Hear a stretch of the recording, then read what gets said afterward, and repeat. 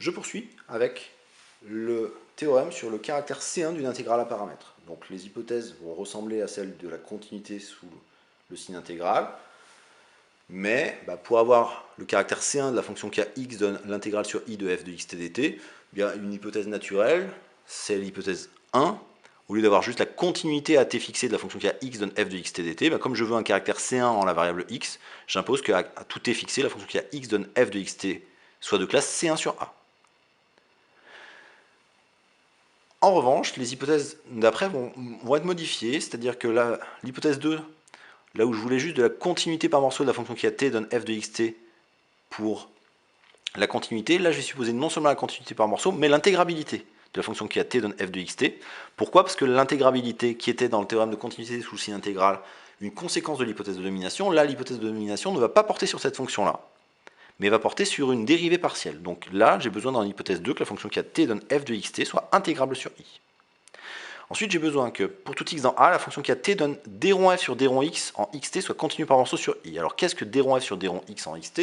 On en reparlera dans le chapitre sur les fonctions de plusieurs variables, mais c'est juste la dérivée par rapport à la première variable de f. Ce d rond f sur d rond x signifie simplement la dérivée par rapport à la première variable, qui consiste à faire quoi? Qui consiste à fixer t, et à dériver par rapport à la seule variable qui reste, qui est donc la première. Donc il faut que la fonction qui a t donne l'intégrale entre qui a t donne la dérivée partielle par rapport à la première variable en xt soit continue par morceau.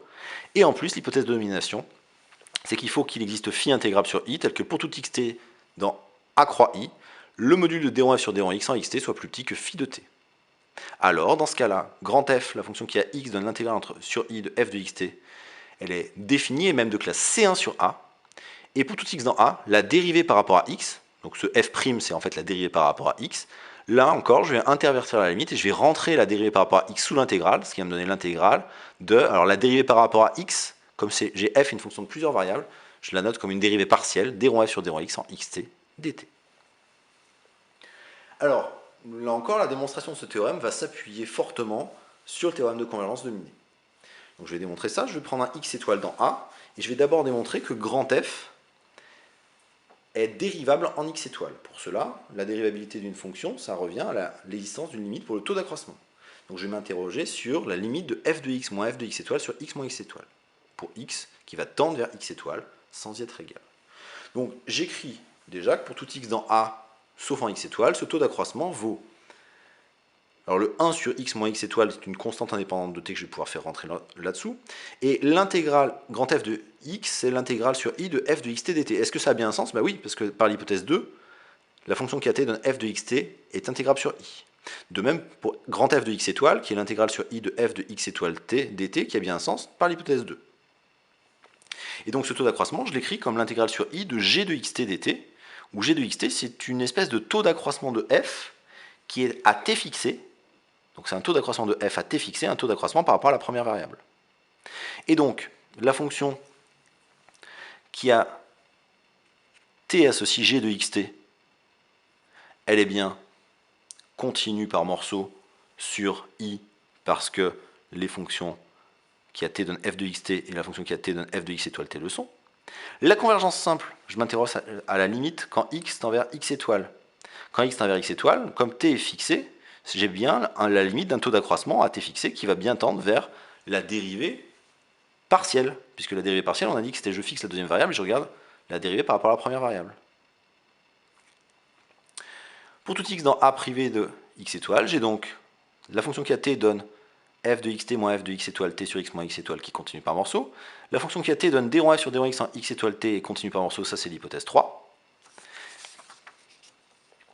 Et ensuite, il va falloir obtenir la domination. Comme d rond f sur d rond x est plus petit que phi, ça c'est l'hypothèse 4 de domination, l'inégalité aux accroissements finis me dit que pour tout xt dans A privé de singleton x étoile croix i, le taux d'accroissement est plus petit que l'inégalité aux accroissements finis, AT fixé, me donne que ceci est... Le théorème des accroissements finis me dit que ceci est égal à la dérivée partielle en un certain x0t, et qui sera plus petit que phi de t, avec phi intégrable. Donc je peux appliquer le théorème de convergence dominée avec paramètre continu, qui me dit que cette intégrale du taux d'accroissement va tendre vers, quand x tend vers x étoile, vers l'intégrale sur i de d rond f sur d rond x en x étoile t dt. Ce qui me donne bien que grand f est dérivable en x étoile, et que f' de x étoile vaut l'intégrale sur i de d rond f sur d rond x en x étoile t dt. Donc je pourrais m'arrêter là et dire que j'ai démontré le théorème de dérivation sur le signe intégral. Mais mon théorème s'appelle théorème de caractère C1 sous le signe intégral. Donc là, j'ai justifié que grand F était défini et dérivable sur A et que sa dérivée était la valeur donnée par la formule. Il reste à justifier que grand F est C1.